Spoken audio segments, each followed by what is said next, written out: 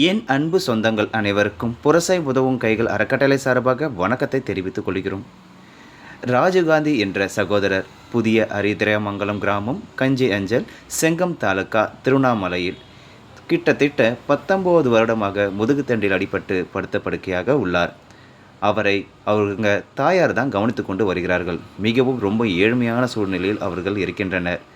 அவங்க தாயார் நம்மிடம் ஒரு உதவி கோரினார்கள். எனக்கு ஒரு டிஃபன் கடை வைத்து கொடுக்க கொஞ்சம் ஏற்பாடு பண்ணி கொடுங்க. அதை வைத்து என்னோடய பிள்ளையை நான் நன்றாக பார்த்து கொள்ளுவேன் அப்படின்னு சொல்லியிருந்தாங்க.